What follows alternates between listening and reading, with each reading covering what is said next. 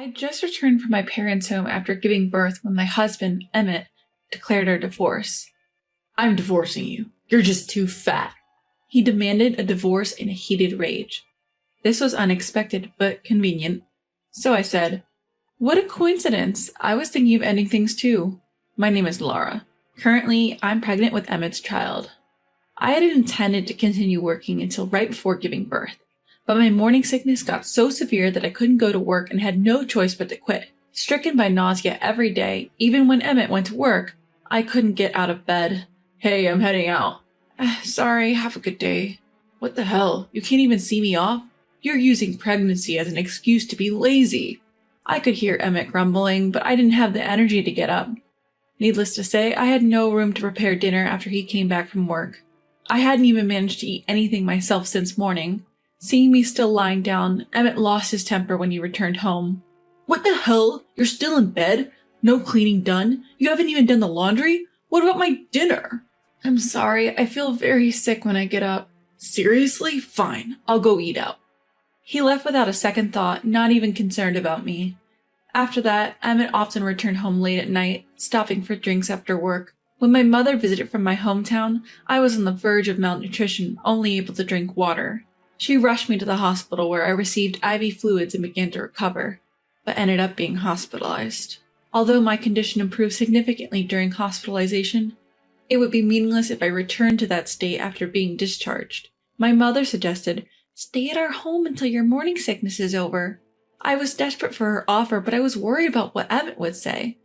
I nervously asked him, "My mother suggested that I stay at her place for a while after I'm discharged. What do you think?" Why not? I can take care of myself. Surprisingly, Emmett readily agreed. My morning sickness started to ease with the reassurance of staying at my parents' home. However, during a prenatal checkup, I was told that I was at risk at preterm labor and advised not to move around too much. At the doctor's suggestion, I decided to stay at my parents' home until I gave birth.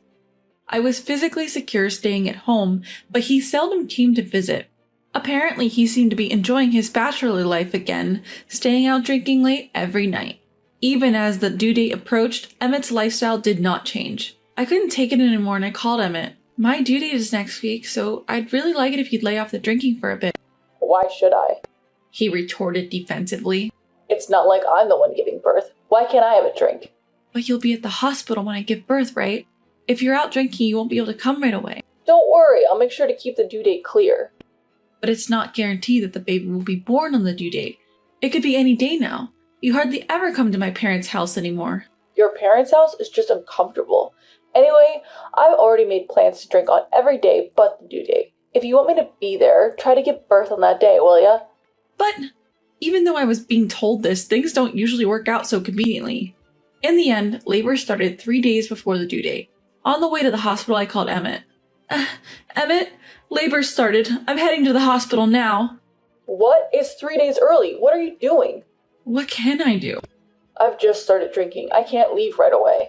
"What? Are you kidding me?" Despite the fact that I was in labor and on my way to the hospital, he continued to drink. It was incredulous, but another wave of labor pain hit and I couldn't contact Emmett anymore. Once I arrived at the hospital, I immediately started preparations for childbirth.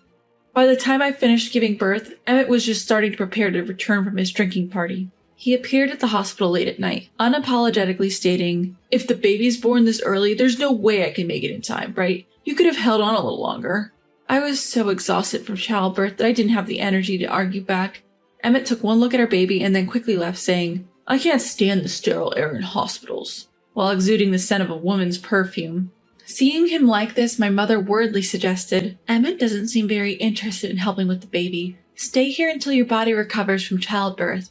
Feeling unsure about taking care of a newborn alone, I decided to take up my mother's offer to stay at her house. Emmett didn't seem to mind telling me, "Stay at your parents' house as long as you like." By that time, I was already certain of my husband's infidelity. While staying at my parents' house with the help of my mother, I diligently collected evidence of my husband's affair. There was a suspicious woman among his social media followers. I scraped together all her posts with desperate effort. By the time 2 weeks had passed since my discharge, my body felt much better. It was about time to go home. After thanking my mother, I returned home to find the house spotlessly clean. Something's off. It's too clean. Someone must have been here. I stood dumbfounded. Emmett came into the room and said, "Hey, you haven't lost any weight. Is there still someone in your belly?" Those were the words he said to his wife, who had just come back after the monumental task of giving birth. I lost it completely at his words. "You're kidding me, right? You can't seriously expect my belly to slim down right after giving birth." Then he replied, grumbling, "Why are you mad? All the women back from maternity leave at my office are slim. You've been lounging around during your whole pregnancy and probably at your parents' house too. Maybe you should try taking care of yourself as a woman?" What? How a woman loses weight after giving birth varies from person to person. Right now, my mind is full of concerns for this baby. You're my wife, you know. Such a fatty is not befitting of being my wife. I am your wife, yes, but also this baby's mother. I don't want to hear such things from someone like you who has no sense of being a father. Fine then, if that's how it is, then I'm done. I want a divorce from a fat woman like you. A divorce? Are you serious? Yes, I'm serious. I've always thought marrying you was a mistake since seeing you during your pregnancy. I've been wondering when to bring it up, but it seems like there's no need to hide it anymore. What a coincidence. I've been pondering whether I should ask you to divorce. Emmett laughed loudly when he heard that. Who would have thought you felt the same way? This will make things easier. If you agree to divorce, you just leave here and finalize the divorce immediately. You really think it's going to be that easy? I'm going to make you pay child support and property division. Child support? Why? We're divorcing by mutual consent. I have no intention to pay anything because it's not my fault but yours. Are you serious? Place your hand on your chest and think carefully. As I said that, Emmett began to panic. What? What are you talking about? This. I showed him a woman's social media posts. There were a plethora of photos uploaded showing Emmett on dates with his mistress almost daily. While I was suffering from morning sickness while I was in labor on my way to the hospital, you were cheating on me with her. Can you still say you're not to blame? No way. She said she would make sure my face wasn't identifiable when posting on social media. It seemed he didn't even realize that his remark was the best evidence that he acknowledged his infidelity. From what I could see on social media, the two had indeed been having dates in our home. It may be that the mistress had been hanging out at our home more than what she posted on social media, as the house was always clean even when I wasn't there. Well, it doesn't matter now. I'm saying goodbye to Emmett, I firmly told him. The fact that you were cheating has been confirmed with your previous statement, Emmett. I will discuss the exact amount of your property division with my lawyer, and of course, you will also be paying child support. No way. In exchange, I'll leave this house to you, Emmett. Really? Seriously? Are you sure? It's just disgusting to me that your mistress had been in here. You better agree to the property division and child support before I change my mind, okay? I understand. I'll agree to all your conditions. Emmett was probably planning on living in this house with his mistress, but I don't care anymore. All I want is to get away from him as soon as possible. And the divorce proceedings were completed promptly. Until my life got back on track, I decided to live at my parents' home with my child. Since I was pregnant, I had a growing distrust for Emmett, and my mother, who had been worried about me, fully cooperated in the divorce after hearing about his infidelity. She found a lawyer on my behalf, unable to move much after childbirth. I'm eternally grateful to my mother. Although she says I can stay at home forever, I can't just keep relying on her indefinitely.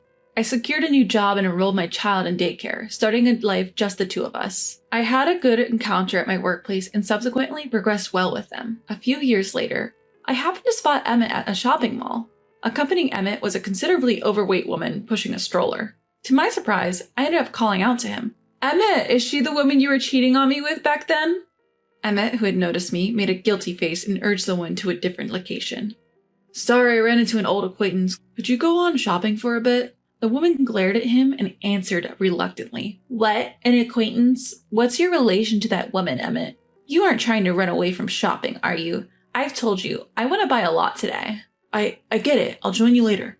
Later? How many minutes? 5 minutes? 10 minutes? I won't accept it if you make me wait any longer. I'll be there in 10 minutes. I'll come after 10 minutes.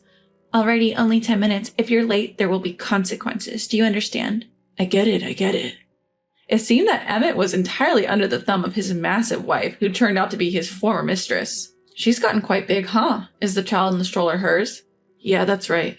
I thought you didn't like overweight women. I guess I was wrong, huh? You said it too, didn't you? You can't get back in shape right after childbirth. She'll surely lose weight after a bit. I see. I smirked at Emmett, who retorted harshly. What is it? You think you can mock me? It's because of that attitude you can't remarry no matter how much time passes. You're the perfect example of a forever single mother. You might be okay with that, but don't you think it's pitiful for the child? Kids need a father, don't they? Yeah, you're right. I also think children need a respectable father. Caught off guard by my honest response, Emmett changed his tone. Hey, Laura, you're regretting breaking up with me now, aren't you? If you wish for it, I can break up with her and we can get back together. What? What nonsense are you saying? I don't regret breaking up with you, not even a bit. But you just said children need a father. Yes, I did. Hearing Emmett's loud voice, John came over to my side. Laura, what's going on? I introduced him to Emmett. Let me introduce you. This is John, my new husband. Wait, remarried? When did this happen? As soon as John saw Emmett's face, he seemed to understand and whispered to me. Laura, could it be? Is he your ex-husband? Yes, that's right. I happened to see him earlier. John looked a little awkward and glanced at our own grown child. The child is Emmett's, but John has raised him like his own. And inside the stroller John was pushing, our own baby was sleeping peacefully. Emmett glanced at the child in the stroller and said, Is that child from your new husband? Yes, that's right. Isn't that baby about the same age as our child? That means you've just had a baby, right? That would be correct. How come you've lost so much weight after giving birth? Well, it's been a year. You're referring to when you called me fat a few weeks after I gave birth, right? But my wife is still gaining weight. Isn't that because of poor diet and lack of exercise? Well, I can understand the desire to binge eat and drink under stress if you have a husband like you. What do you mean by that? I thought men wouldn't understand the hardship of pregnancy and childbirth, but after remarrying John, I realized that's not the case. From the moment he learned of the pregnancy, he was always considerate of me. He took over all the housework when I was suffering from morning sickness, and he always prepared meals that I could eat. I glanced at John and continued. Even during childbirth, he rearranged his work schedule more than a week before the due date so he could go to the hospital as soon as I called him. Of course, he made it for the birth and visited the hospital every day after the birth. Well, when you think about it, that's pretty standard. I let you go back to your parents' house when you said you wanted to, didn't I? That was just because you wanted to be with your mistress, right? Don't conveniently rewrite your memory. I'll never forget how, rather than worrying about my body when I came back after giving birth, you called me fat. But can't you blame me? Normally you'd think the body would bounce back quickly after the baby is out. Well, that's true. In my case, with the second child, I did bounce back quickly. It's probably because John was always considerate of me. I had no postpartum stress, and we did yoga and exercise together after birth. It's a stark contrast to you, who did nothing. Wait, I understand your worth now. Even though we're mistakenly with different partners now, can't we go back to our original relationship? Before I could object, Emmett's wife stormed up from behind, shouting, Emmett, what are you doing? It's been over 10 minutes. And what was that conversation about? Is this woman your ex-wife? Don't tell me you're thinking of leaving us and getting back together with her. You must be joking. It's not like that. What's not like that? You can escape from me. As punishment, I'm confiscating your allowance for this month. And next month's too. Please spare me. I need money for lunch. Well, bring a lunchbox then. Will you make it for me? Don't be ridiculous. I'm busy with the baby. If you're going to make it, do it yourself. You're even making your own dinner, so just make extra for your lunchbox. I can't believe I have to tell you everything. Use your brain a little. I'm sorry. From the looks of it, Emmett has his allowance completely controlled by his wife, and is even made to do housework. He was completely submissive to his wife and seemed to have shrunken. How things change when the partner changes. As they argued, John and I quietly moved away from the scene. When they were out of sight, I apologized to my husband. John, I'm sorry. You must have felt uncomfortable running into my ex-husband like this, right? No, it's okay. On the contrary, I'm relieved knowing you would never get back together with a man like that. Of course not. Thanks to that divorce, I was able to meet you, John. You care for both our child and my child from my previous marriage equally.